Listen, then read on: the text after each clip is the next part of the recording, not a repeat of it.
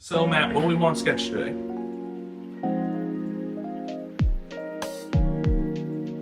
We're working on developing a presentation for a highway department building. It's a rather large building. It's 120 feet long by about 60 feet wide, and then there's office spaces adjacent to that.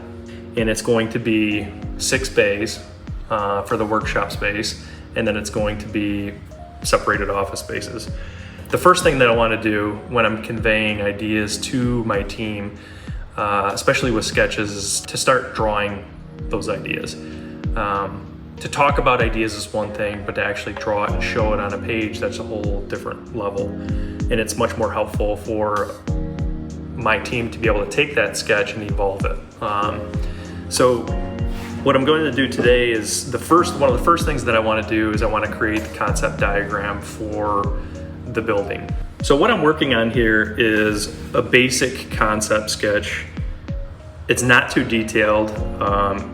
It's really one of the first sketches that we do as architects to sort of break down the program of the building into smaller pieces. And we're talking just simple blocks placed. We're talking about, adjacencies. We're talking about how people move. So it's really important to not get too committal in these first few sketches, especially these diagrams, because all they are is capturing an idea. They're not capturing detail. So this is the basic building footprint.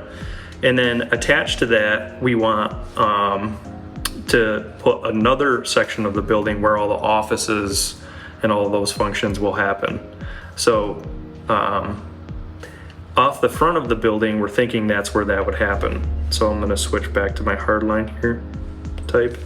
And what we're thinking about is about a 40 by 40 volume right out the front of the building here.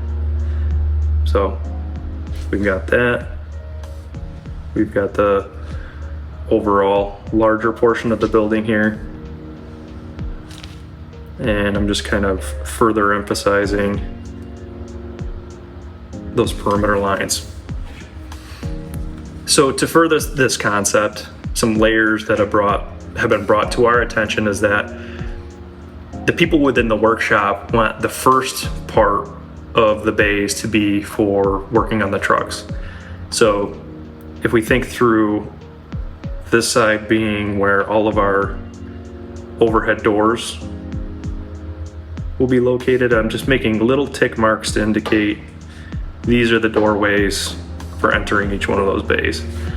So within the first part of that zone is where they actually want to do the work on the trucks. The second part of that, towards the front, is where they want to be able to do their work, their like workshop work. So here they're working on trucks, and then down here they're working on, they have benches, they have tool storage, they have all that other stuff. It's more like a utility core. So if we take want to measure that too, because I want to make sure it's going to work in the plan. But if we take out about 16 feet from one end to the other, that's that separator. So this portion right here becomes our workspace. This becomes our truck space.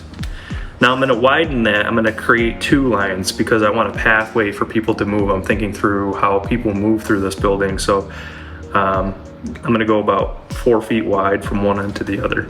So that gives us a circulation core, if you will, from one end to the other. Unobstructed space that people can move from one end to the other. If this is the office building, this is kind of like the front of house portion of the building. And we also want to think about how people move from the front door into the office spaces and then to the workshop beyond.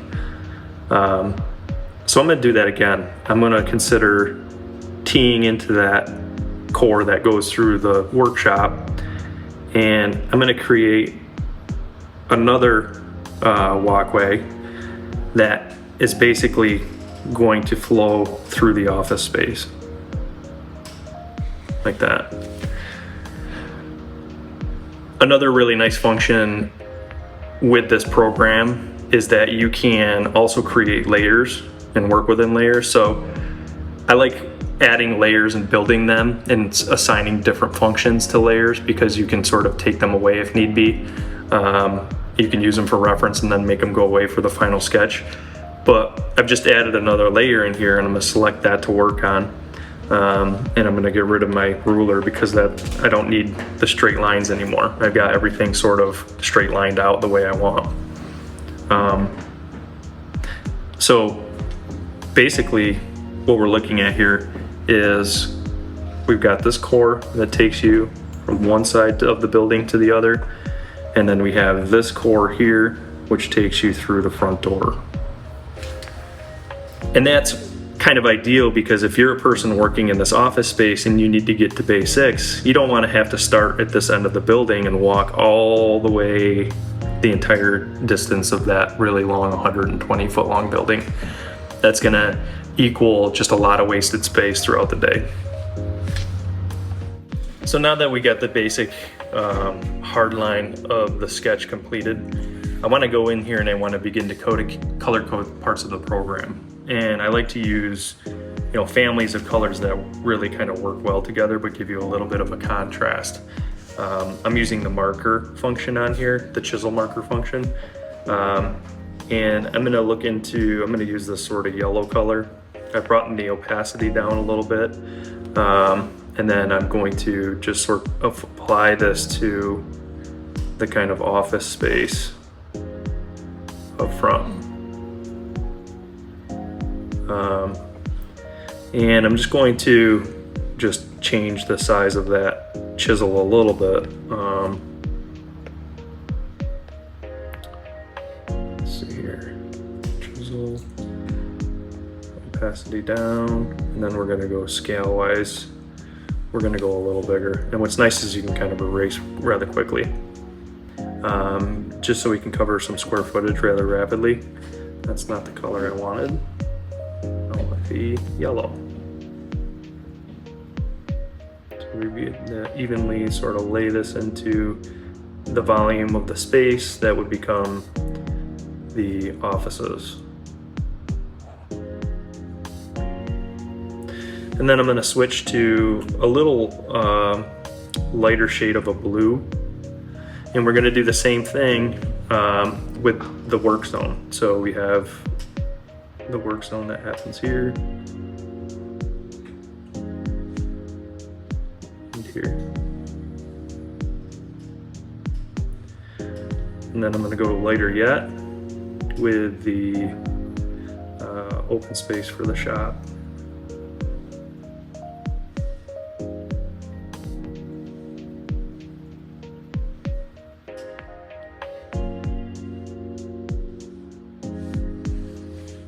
So now that we got the color coding done, you can what it does is it really begins to pop that program for you. The colors are used to sort of as a diagram to show you which spaces are used for what.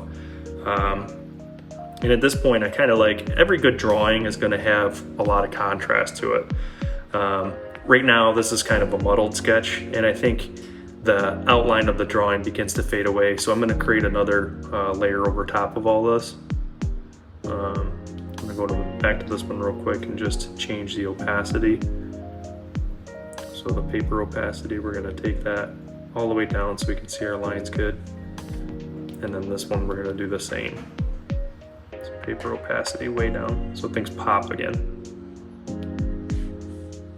But like I said, I want some more contrast around the outside of this thing. So I'm going to go to my marker, and I'm going to take and start to strike darker lines along the perimeter.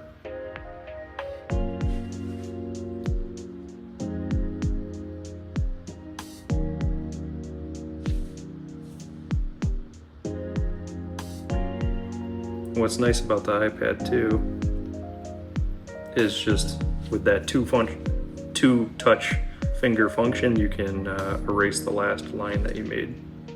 It gives you the ability to kind of try again. Yeah. So this is our pathway. building. So now this becomes just a basic sketch that me and my team can use to sort of as a basis for developing the design for this project even further. Next, we want to get into basic ideas for the elevation, basic ideas for the site, and then sort of three-dimensionalize this thing.